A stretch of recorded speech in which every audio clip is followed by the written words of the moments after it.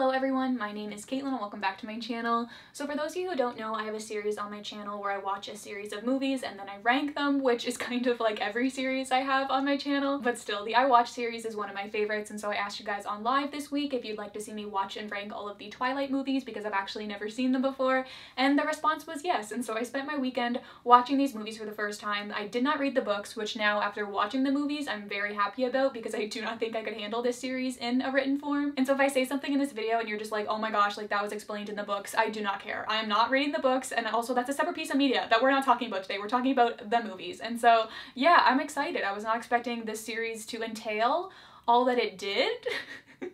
I definitely was prepared for like a fun love triangle vampire werewolf story, which I guess it was in a way, but there's definitely a lot more to this series that I was not expecting, and so I'm excited to talk about it today. And so yeah, with all that being said, let's just jump right into it.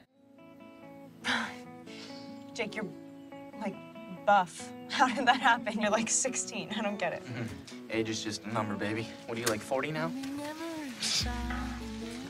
So in last place at number 5 we have New Moon, and I just wanted to give a fair warning that for this one I have a lot to say about how they dealt with mental health, and so if that's a bit more of a sensitive topic for you, maybe skip ahead to number 4, although I have a feeling that there's going to be sensitive topics for the majority of these movies, but don't worry, I will be giving warnings before I talk about anything. But yeah, for this one there's definitely a heavier focus on mental health, so we're going to be talking about that. And so this is the second one, and so in this one Edward breaks up with Bella and then he dips, and I'm just going to assume that if you're watching this video then you're like already familiar enough with like the characters and the premises of Twilight. Like, you guys know who Edward and Bella are, right? Like, I don't need to explain those people to you, right?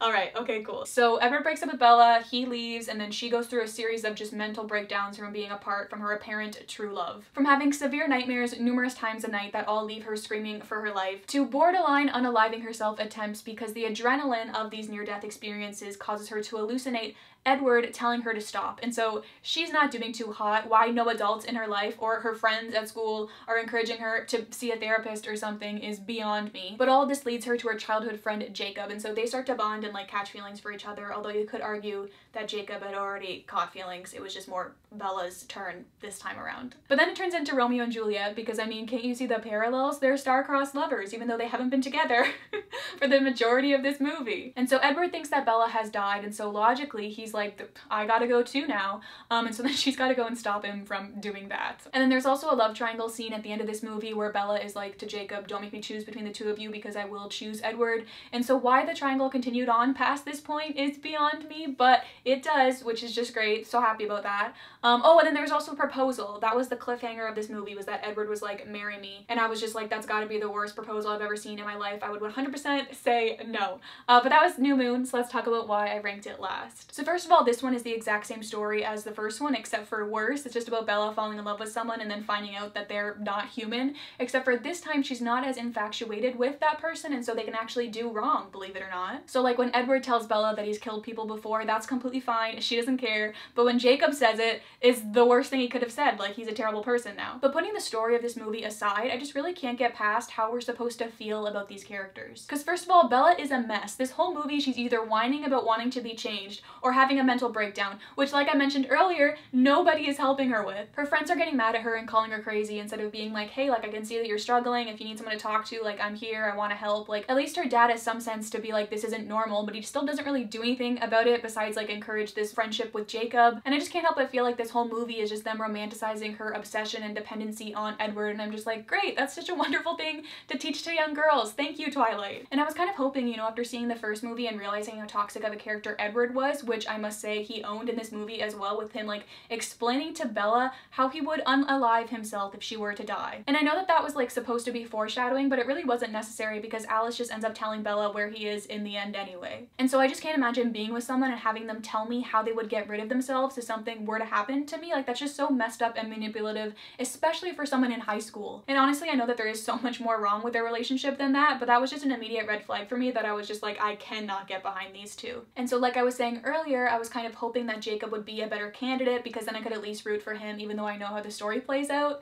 But nope, he ended up being the worst as well. Like, I felt like he was pretty chill in the first movie, but maybe that was just because he was hardly in it, and so for start this one, I was just like, wow, you are such a jerk. Like, he would act all nice, and then suddenly he would say something, and I was just like, oh, okay, so you suck too, great. And so that's New Moon, that's why I didn't like it. I also found it kind of boring, and so that didn't really help either. But I did get an idea, though, while I was watching this movie that I thought could have been fun. So you know how, like, the first movie was all about vampires, and then this movie was all about werewolves? They should have continued that, so in each movie they could have introduced a new creature, so kind of like a zombies thing, where they had, like, a new creature in every movie, so it could have been, like, mermaids next, or aliens next, or zombies next. I don't know, give me more. I don't care about Edward and Bella, like, I want to know what these magical creatures are up to, you know? I have a hard time believing that it's just vampires and werewolves that exist in this universe, and I don't know. I feel like that could have been fun, but I digress. Do you remember how much you wanted to be around me 3 days ago? That's gone now, right? Long gone. Because it was her. From the beginning, it was Nessie who wanted me there. Nessie? You nicknamed my daughter after the Loch Ness Monster?! So now we're jumping ahead a bit with Breaking Dawn Part 2, so that's the last one, the 5th one. And I gotta give another warning because, believe it or not, this movie also dealt with some dark things, and so this time around it was grooming. So jump ahead again if you don't want to hear me talk about that, because it's pretty messed up what happens in this movie, to say the least. And so in this movie, Bella has just given birth to her half-human, half-vampire baby, and so to survive this process, she has since been turned into a vampire. And so that's fun, she finally got what she wanted there, but then the word gets out about this kid and they think that she's an immortal child, which is like a bad thing in the vampire community, and so like the Volturi, which is the main like royalty sort of thing in the vampire world, they're like, we can't have that, so they're gonna come and kill the kid. And then obviously the Cullens don't want that, so they put together this like vampire and werewolf army to fight off the like head vampires. And surprisingly enough, I don't have as much to say about this movie, as I feel like it is quite obvious as to why this one is so messed up, as I hinted at it earlier, and so we might as well get that right out of the way to begin with, and that is the whole imprinting business. Now, I spent the majority of this movie and a little bit of the last movie trying to figure out what the whole imprinting thing meant in this situation, because like previously we were told that this was like a romantic thing that happened in relationships between werewolves. The example that we were presented was like this love triangle situation that was happening in the pack, like one of Jacob's friends imprinted on someone, and so then they were like in love and inseparable. And so initially when Jacob's imprinting thing happened, I was concerned as she was a baby, but then like Edward didn't really seem to care and he was her dad, and so then I was like, oh, I guess it's not like that. But then when Bella found out, she really cared, which made me more concerned, but it was also very satisfying to see her actually like beat up Jacob, because it's something that I've wanted to do myself these past few movies. And so now I'm still concerned, but for the most part just confused, because I'm just like, these were really big blockbuster movies, and so if this is what I'm worried that it is, I felt like I would have at least heard about it before. Like, don't get me wrong, I'm not surprised that something dark and twisted like this would exist in a big blockbuster movie like this one. It's more just the fact that I don't really remember there being any sort of backlash for it. And I mean, maybe there was and I just wasn't aware of it because I was younger and not really paying attention to the franchise, but all of this is to say that when I was watching this movie, I was just hoping that this imprinting thing wasn't what I thought it meant, that this bond that they seemed to have was more of like a fatherly protector sort of thing. Like, Bella got mad about it in the beginning, but then she seemed to accept it pretty quickly, and so then I was like, I guess it's okay. But then I was very wrong, because in the end Jacob makes a joke about Edward being his dad, and it's revealed that they do end up together in a romantic relationship, and I almost vomited on the spot. And so now I just can't even look at this movie the same way. Like, Jacob was essentially grooming their child, and nobody seemed to care. They were all just like, that's how it works, and it makes me sick. And I just already know people are gonna try to excuse this behavior by being like, oh, she's not a normal human, like she'll be full grown in 7 years and then it's okay. And so I'm just like, cool, so Jacob's just been waiting around for 7 years until he can touch her? Like, that just makes me nauseous. I can't even try to comprehend it. I had other points I wanted to talk about with this movie, like the plot twist with the final battle was kind of cool, and the CGI baby just left me very confused, but I guess it was better than the animatronic baby they were going to use, because apparently it was necessary to glorify the physical appearance of a literal child. Like, there's just so many layers as to why this movie was so messed up that I just can't even stomach talking about it for another second, so let's just move on to number 3. What's going on? Kissed Bella. And she broke her hand, punching my face. Total misunderstanding. Alright, so at number 3 we have Eclipse, which is also the 3rd movie in the franchise, so I feel like this is a very fitting placement for this one. So in this movie we have this evil vampire, I think her name was Victoria, and she's creating this army of newborn vampires that she can use to attack the Cullens, but it's mainly just that she can kill Bella as revenge for Edward killing her boyfriend in the previous movie. So that's what's going on. And then meanwhile, you have Edward blackmailing Bella into marrying him because she wants to be turned, but he'll only turn her if she'll marry him. And also Bella is trying to deal with her feelings for Jacob while also not dealing with them at all. Like, they make out on a mountain at the end of this movie about 5 feet away from Edward, which just, what can I say? It left me confused, as most things in this series did. So when I was watching this movie, my friend Jackie said that this one was like a fan favorite, and so I kind of had higher expectations for this one, and then I just kind of felt like nothing really happens. Like, it kind of seemed more like a filler movie in the grand scheme of the series. But that's not to say that I didn't enjoy this movie. I definitely found it entertaining. The notes I wrote down are definitely a lot more anecdotal and lighthearted than the previous two we talked about, so that's fun. And although I feel like nothing really happened in this movie, I feel like this movie is a good one where you can just kind of take a breath and observe the characters and this universe that has been created. You know, it's the third movie right before things kind of hit the fan. We've been introduced to everybody now, we understand what's going on, and so now it's time for vampire backstories. I think we get a backstory for every single one of the Cullens in this movie, or at least we get a backstory for the ones whose backstories we hadn't already heard by now. Also, I just gotta say, while we're on vampire backstories, Alice is not weird. Like, I feel like they just wanted us to believe that Alice was weird by not actually making her weird, but just by having everyone else constantly say that she is weird, which was honestly more weird than if they would have just made her weird, you know? I also found the adults to be strangely comforting in this movie, like the non-vampire adults in Bella's life specifically, because I felt like this series is just constantly romanticizing Bella and Edward's weird as hell relationship and obsession with one another, and so it was just really refreshing to hear Bella's parents just be like, y'all are a bit much and you need to calm down. Like, I just felt so validated. It was really nice to see. But then when you think about it, like, the young kids who are watching this movie would probably just see that as like confirmation that like nobody would really understand how strong their love is. And so then that kind of ruins it a bit, but like, at least it was there. Also, when I was watching this movie, I wrote down this whole thing about Kristen Stewart and her acting, because even though I didn't watch these movies when they were coming out, I still feel like it was hard to ignore the discourse that surrounded them. And I remember people constantly being like, these movies are only bad because Kristen Stewart is such a bad actress, and so I was really curious to see how I felt her acting was in these movies. And I must say, as someone who watches a lot of shows and movies with young developing actors whose skills can be questionable at times, I felt like Kristen was great in these movies. I feel like she plays this character to a T. Like, she does a really good job of having all of these like really strong emotions while at the same time also being this emotionless void for people to project themselves into. Her performance in these movies was probably my favorite out of everybody's. Actually, wait, no, right behind Boo Boo Stewart. This was the first movie with Boo Boo in it, and I was just so excited to see him. He was so great and adorable. He's kind of more in the next two than he was in this one, but I was just really excited to see him because I love him. And I think that's all I'd say about Eclipse. I can see why it would be a fan favorite if that is the case. Oh, and there was also a proper proposal in this one, like a proper get down on one knee, I'm proposing to you now. And so that was nice, I guess. I don't really think it was any better than the previous proposal, but at least he tried a little bit harder this time. Like, there was an actual ring involved, even though I found the ring to be a little bit ugly. And then I felt bad that I thought it was ugly because then he's like, this was my mother's. I feel like it looked better later on when she was like wearing it. But anyways, I'm getting off topic, so let's move on to number 2. What the hell are you doing here? I'm not gonna let my little brother get himself killed. Go away, Leah. I can take care of myself. That you think so proves you need a babysitter. Okay, will the both of you shut up?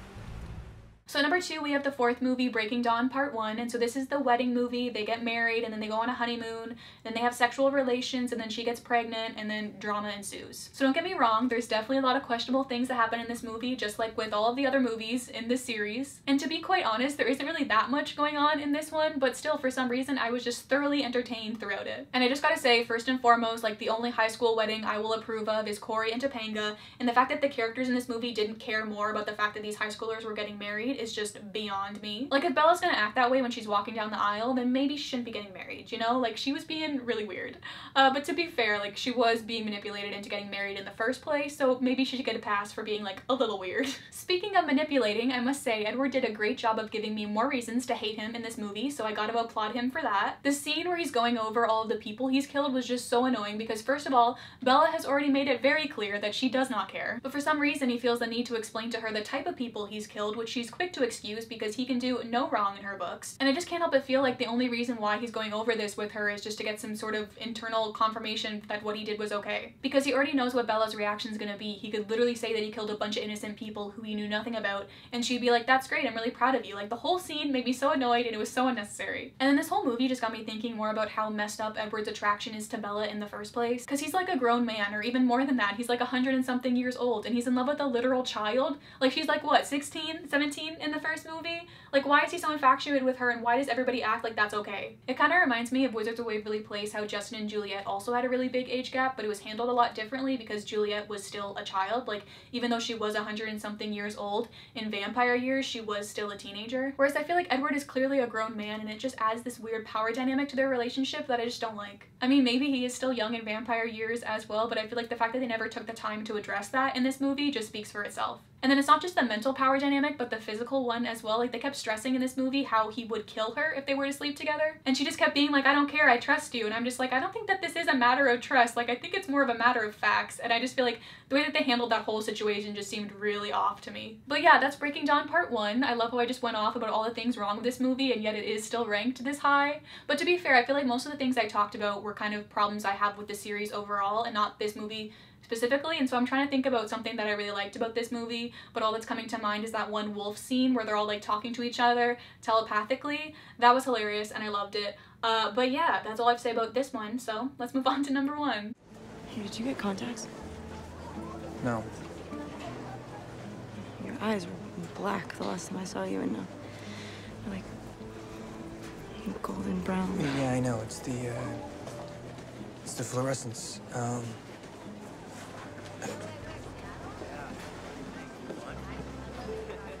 So at number 1, we of course have the first one. It's Twilight. I mean, I knew pretty early on after watching this movie that this one would be a hard one to beat because it's not good by any means, but it's just that fact alone that makes it so good. Like, I honestly couldn't see myself rewatching any of these movies besides this one. Like, I hate to say it because it's a terrible movie. Like, there's so many things wrong with this series that I just talked about, but I gotta say that I loved this movie. It's just one of those movies where it's so bad that it's good. Like, what more can I say? So I'm sure you're all familiar with the first Twilight. You know, it's the first movie, the origin story, Belle and Edward meet and fall in love. Like, that's all you really need to know. And what I like so much about this one is that it doesn't take itself too seriously. Like, it's just a simple high school romance vampire movie. It's just very, like, it is what it is. It's not too much. It is a bit long, I will say, but like overall, it's just a really funny movie, to be honest. Like, I know it's not trying to be funny, but that's like my favorite type of comedy, like the accidental humor. And they just did it to a T in this movie. Like, everybody is so weird, and I feel like because we're not distracted by some big elaborate plot, the weirdness just stands out even more. There were so many scenes in this movie that I had heard about before or even seen out of context, but experiencing them for the first time, like while watching this movie, was just such a magical experience. Like, the science class scenes are just so good, like when she comes in for the first time and he can't contain himself because her scent is so strong,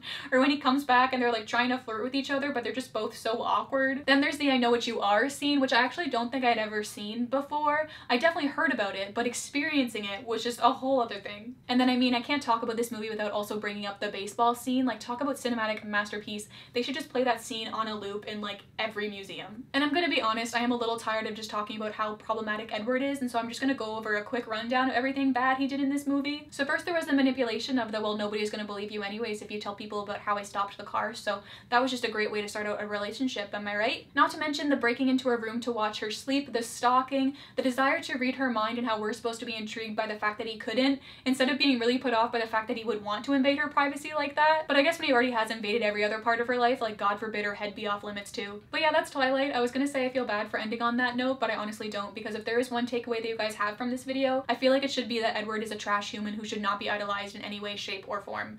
But yeah, that's all I have to say about that. So this video is sponsored. Let's talk about that instead. That's more fun. So this video is sponsored by Skillshare. Skillshare is an online learning platform that you can go and learn anything from graphic design to creative writing to video production. Basically any skill you want to learn, Skillshare is a great place to start. I just recently took a class called 5 Advanced Photoshop Tips taught by Tabitha Park, as I've been wanting to improve my Photoshop skills, and I really enjoyed the class. I feel like the way I use Photoshop is very self-taught, and so it's always nice for me to learn more of like the proper, easier way to do things. And I've had a lot of people before ask me for advice on how they can get started on YouTube, and I cannot stress enough how important I feel like it is to have this skill in Photoshop, because I don't know, I feel like people oftentimes stress on like the video editing software, which is also really important, which Skillshare has got you covered for in that department too. But then I feel like people forget how useful Photoshop can be as well for thumbnails and any other overlays you want to create. And so yeah, I highly recommend this class, and also there are so many other classes that Skillshare has to offer as well. And so if you do want to check out Skillshare, you can click the link in the description down below. The first 1,000 people that join with my link will get a free 1-month trial of Skillshare Premium membership, so that's everything on the platform for free. And so thank you once again to Skillshare for sponsoring this video, and thank you to you guys for checking them out, as it does really help out the channel a lot. So yeah, that's the Twilight video. I hope you guys enjoyed. enjoyed.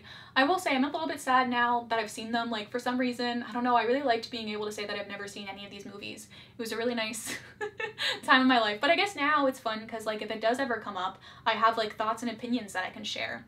So that's great. And speaking of one of them, which I didn't get to mention in this video, is, like, I watched 5 vampire movies and I saw 0 fangs. Where were their fangs? They just, like, drink blood with their regular teeth? Like, that doesn't work. This is a vampire movie. Why didn't they have fangs? But yeah, that's all I have to say for today. I want to know what you guys think of Twilight. Let me know in the comments down below. I can retweet all about it. Anyways, Cater Tots, that is all I have to say for today. I hope you'll have a wonderful day, and I'll talk to you very, very soon.